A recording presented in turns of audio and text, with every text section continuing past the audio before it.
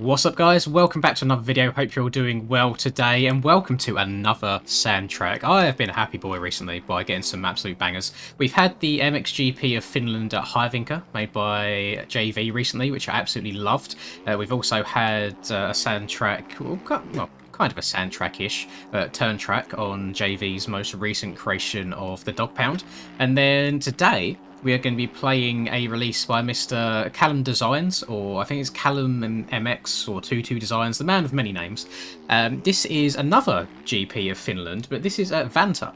Now, not a track that I'm familiar with at all. Now, you guys know that I don't really keep up to much on the GP side of things these days. However, I've spun a couple of laps of this track, and I think the best way to describe this one for me is if you're someone that struggles on sand tracks, this is probably the one that you need to play to get used to it, because it uses all of the same principles and methods of the really deep roller rough sand tracks that we see on the GP scene.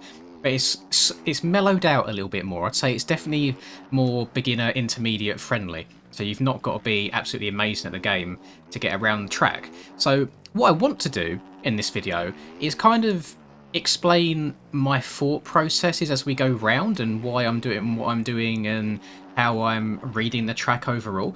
If you're unfamiliar with Callum's work, he's also the same guy that made the more updated GP of Lommel as well. He has one there. And what I want to say, what I really want to compliment is in terms of flow, I think this track just flows overall so much better than the Lommel one did. Lommel's great, it's got a similar sort of build with rollers and rough, but I find there's some places where you have no choice but just kind of take the impact of the roughness. You can't kind of smooth the track out and go apex to apex and flow how you'd like to around a sand track, and this one does a much better job of it.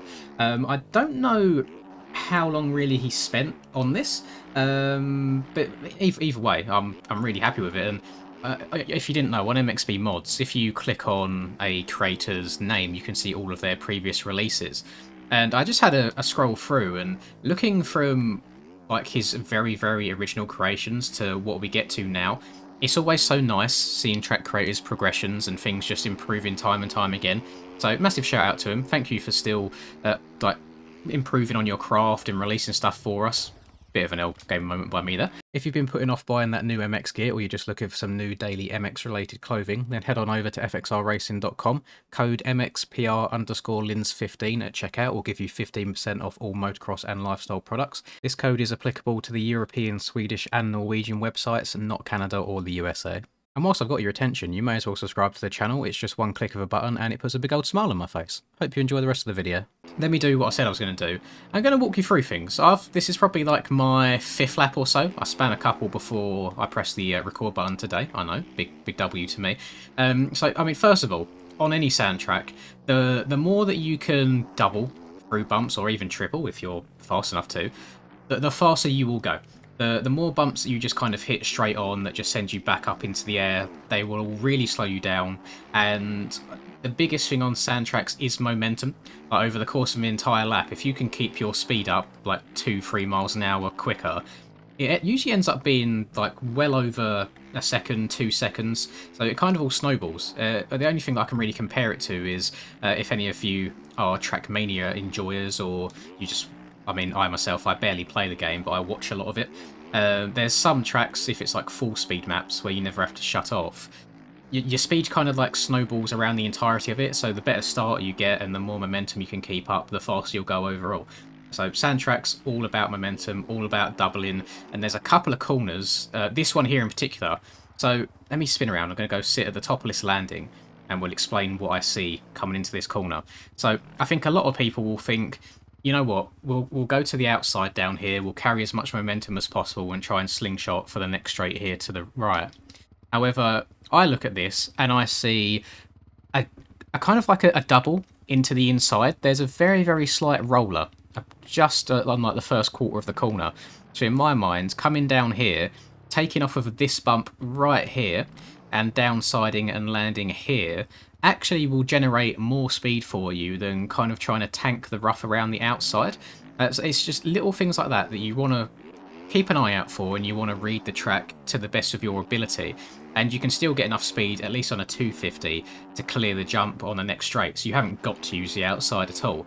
And I try and find bits like that all over the place. You have some corners like this where you can't really double anything, but you want to keep your back wheel on the ground as much as possible.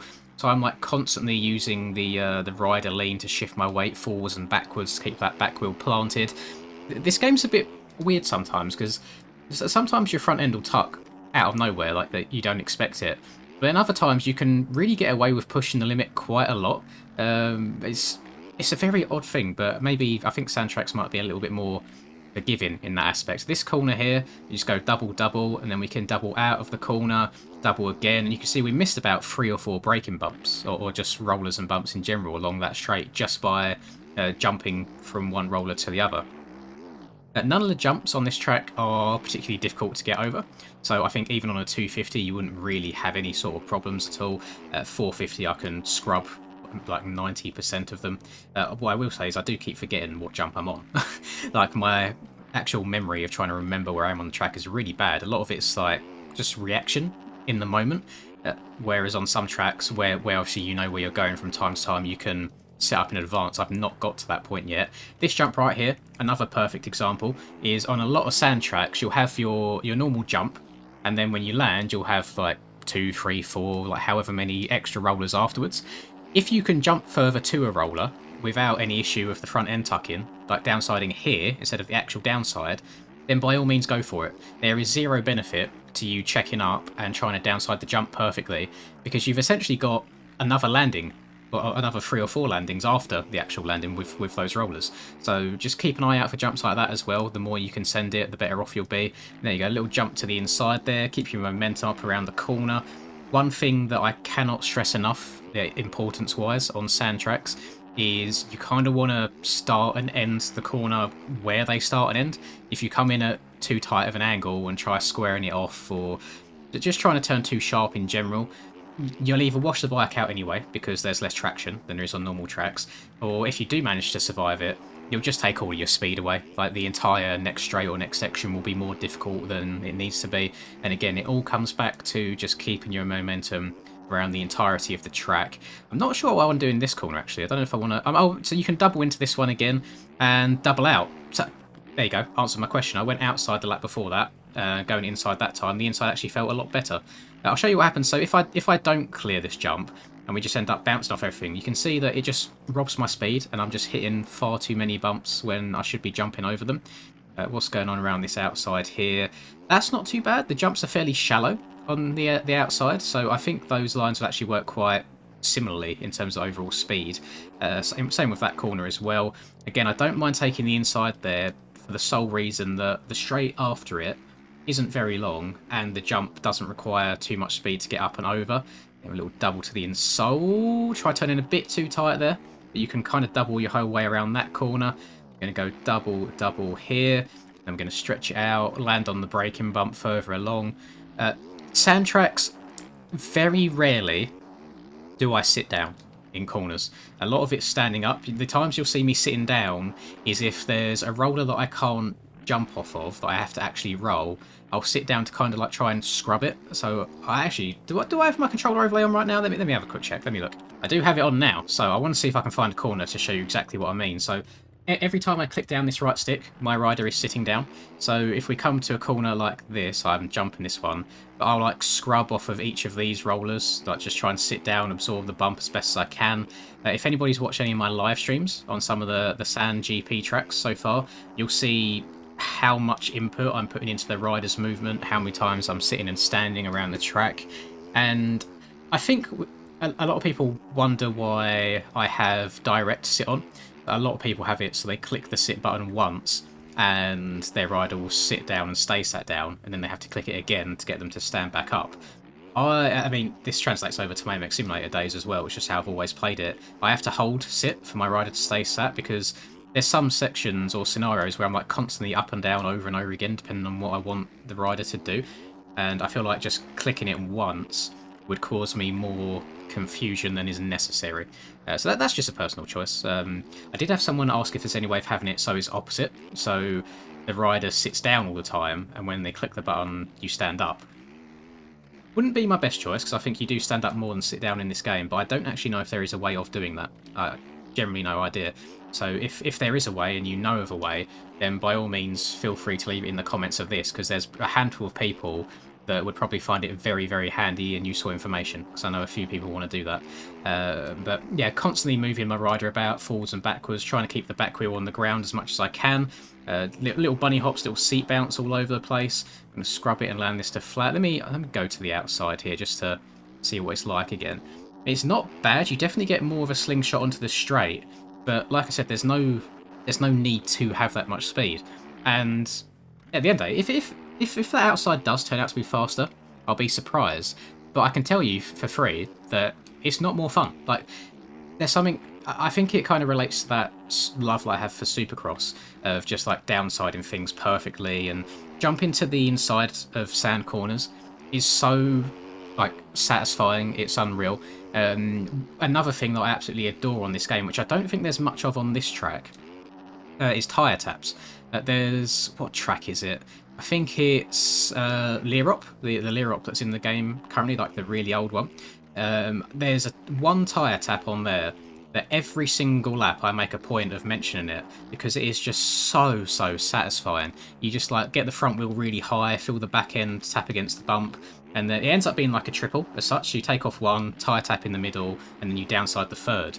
And I absolutely adore it. Anything in this game that makes me feel like I'm flowing is a win in my books, because like we all know that you get some weird and wonderful Poboso moments, and I actually think that well-built sand tracks that kind of flow and roll all the way around are some of the best tracks in the game for avoiding that, because you don't really get any of them weird low-speed moments, because you haven't got any like super deep ruts or particularly slow-paced corners at all. I think they erode really well. I'm guessing it's more because there's like a consistent throttle input rather than kind of slamming on brakes and then really aggressively getting on the throttle again. So maybe that just evens things out a little bit more. But either way, they are some of my favourite. I absolutely adore them. And every time I see like I can't stress this enough, a well-built sand track, I should say, I become a very happy man. And like I said in yesterday's video on JV's new release of the Dog Pound, if you haven't seen it, please do go and watch it. I think you'll really enjoy the tracks that he's built there. I mentioned that he's going to be returning for the 2024 MXGP seasons as well, and he actually wants to incorporate more sand tracks into the calendar as a whole, because they're not going to follow it like 100% like one-to-one with the schedule. They want to take just a selection of GP tracks, like same amount of rounds. I think was there 17 rounds in total. I think that's how many there was. They wanted to kind of do that, but choose what GP tracks they want to do, and that fills me with a lot of joy, because I think it could be quite biased. But I mean, obviously I have fun on them, but I think it's biased as well, because I think a lot of people struggle with them as well, which then leads me to being a bit more competitive than I have been over the last year or so. There's been some like aerial rounds, for example, where I've been like 4+ seconds off pace in qualifying, and I'm like, I swear I used to be decent in this game. Like, what's going on? Where's all the speed disappeared to? And I'll have some laps where I'm like, God, right, that is the best lap I can run in this session. Like, if I try go any faster anywhere else on the track, I'll absolutely wad my brains out. Like, that's it, I'm done. And then I'm like 2-3 seconds off the pace, and my brain just can't comprehend it. So when it comes to the sand tracks, and maybe it's just because I go into it with more confidence, like I know that I do well on them, but for whatever reason, I think I top qualified on one of the sand tracks this year. But even on the racing side of things, just consistency-wise and overall race pace, I'm not miles behind like I have been on others. So maybe it's biased that I love the sand track so much. I have no idea. They're not something that I particularly spend a lot of time on outside of racing.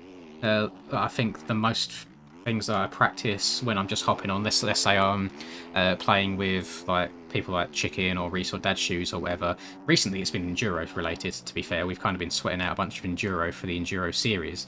But outside of that, it's Supercross. If Charlie wants to hop on, we'll probably play the most recent MX release for a while, and then I'll try and push it in the direction of Supercross again, because I love that rhythm and flow. So I'm guessing that translates over to the sand, and doubling, tripling your way around the track, it probably helps a little bit. But overall, I just really enjoy them, and I'm really happy that these sort of tracks are still being released. Callum, speaking directly to you, I think this is a really, really well-made track. I saw one person left a comment on mods about the track not being good with the pre-made rough, and it's like, it's not rough. Like, there's much worse, I say worse as in terms of how rough they are, much worse sand tracks out there, like much harder sand tracks. And I don't think there's anything that's been built around here, like rough-wise, that makes it impossible. Like, they're all there to kind of help you and aid you in getting around the track as fast as possible. There's nothing ridiculously OP. I've seen like 1 or 2 low lines on jumps that might become a little bit frustrating when trying to race this track online with people. But other than that, I think he's done a really, really good job. It always confuses me because obviously I am aware still that like 95% of this MX Bikes community is like casual. They are casual players. They don't spend 2,000 hours at the game like myself and the other people in the pro scene, the top tier people, the ones with no lives, basically, me and the rest of the boys. We are a different breed, so to say, and that means we enjoy different things. So off the back of Stone Rider Supercross track that you released the other day, which is my current favourite Supercross track in the entire game, I saw people like downvoting the track and saying the track was bad because it was hard. It's like, why would you disrespect someone's work like that because you're not good enough to play it? Like, not every track has to be easy. You need to have something every now and then that will give the pros a little bit of fun. And I think the reason I enjoy it so much, and I've been having so much fun on it, is because it actually makes me work for it. Unfortunately, when you spend a lot of the time in games and you get to a certain level where things just come easily and naturally to you, they do lose their charm a bit. They do become a little bit less exciting. So then have something to then challenge you and make you try and experiment with things and try and improve again. That excites me, and that's what I really enjoy. And that's why as well, with this Enduro series that we're doing every Thursday of August, I'm playing like people like Chicken and Aiden, like Reese, Rum, Dad Shoes. I never expected to be playing Enduro with people like those because they'd never seemed to have an interest in it in the past. And now they've given it a go and they've realised that, okay, this is actually quite fun. There's a lot of room for me to improve here, new techniques to learn. It's almost like they're learning the game from scratch again, and that is interesting. I mean, that certainly interests me. Once you've played this game for 2,500 hours like I have, anything new and unique and exciting is always going to pique your interest a little bit more, and I'm here for it. I love difficult tracks. Every now and then I'll load up a track and I'll put the rain on, I'll put a little bit of wind on there as well, just to mix things up a little bit, maybe a little bit of higher road, and it's good fun. And if you're finding MX Bikes to be a little bit stale from time to time, try and push yourself, because I can't tell you what to do at the end of the day. I can only voice my opinion as someone who's spent far too much time like playing the game. Is tracks like Forest and Walnut and Farm and like Paletta Raceway, they're good until you've kind of learnt the basics, and then I feel like they'll very quickly become boring and stale for you. And I think that's a mistake that a lot of people make, is they want it to be easy. Whereas if you challenge yourself a little bit, throw yourself in the deep end for a while, not only will your skills improve greatly, because you'll learn how to actually maneuver the bike and learn all the game's little quirks and how to try and avoid them, your overall level will just improve to the point where you can then do harder and harder things and enjoy it even more. And stuff that you probably thought you'd never be able to ride now comes easy to you. And that's just my 2 cents on this. Again, I know that a lot of the community is rather casual. They don't have hours and hours to spend grinding away. That's just my opinion. You know, I genuinely do have like a massive love for this game. I'm well aware that sometimes it can get a little bit boring and a little bit stale, and that's why I get so happy when I see people releasing like good tracks, and I get a little bit annoyed when people like poo on it just because they're not at a good enough level to enjoy it yet. And that's not me trying to put people down for their skill level at all. I just think people need to open their eyes a little bit, broaden their horizons, and not just try and look for the easy way out all the time. Before I sign off on this video, because I realise I've literally been sitting here waffling for about 20 minutes straight, I did want to just comment on the Erode as well. As I absolutely wad myself there, but that was just due to my line choice, it wasn't the Erode's fault. I've got the Erode set to 1 for this video, and I'm currently on lap 10, and it's not getting like super destroyed by any means, but there's definitely, in some of the corners, there is a definitive line forming, and it wouldn't surprise me if this is one of them tracks where the deeper into a race you get, the faster the track actually gets. because you'll find that some of the bumps will start wearing away. You'll be able to rail the corners a little bit faster than you have been, and I think it could be quite an enjoyable one to play with a lot of people. I think the cuts aren't very strict at all. You know, I've been off the track a bunch of times, kind of flirting with the markers around the outside as well, and I've had absolutely zero issues. I don't think there's been any of my laps that haven't counted, and overall, really good track, really enjoyable. I think the textures that he's used look really, really nice. Obviously, Skybox, nice and bright as always. I've never seen footage of this track IRL, so I don't know what the environment is like and the landscape in general, so I'm not going to comment on that too much, because it, like, off into the distance, if I look straight ahead, it just looks like the map suddenly ends, and that's kind of the only negative that I can pinpoint on it. Other than that, it's really, really fun. And like, massive shout out to Callum. His progress from the beginning of his track days to now is absolutely incredible. I definitely recommend that when you go and download this track, just have a look at his mods profile and have a scroll right down to the bottom and see the first few bit of works that was submitted. It's like night and day difference. So well done, Callum. Thank you very much. Thank you guys as well for watching. I really do appreciate it. Give it a go. Let me know if you kind of improve with your sand. Let me know if the tips at the beginning of the video helped at all. I hope they do. And like, comment, subscribe. Help your boy out in the algorithm. All that good stuff. I'll catch you boys next time. Peace.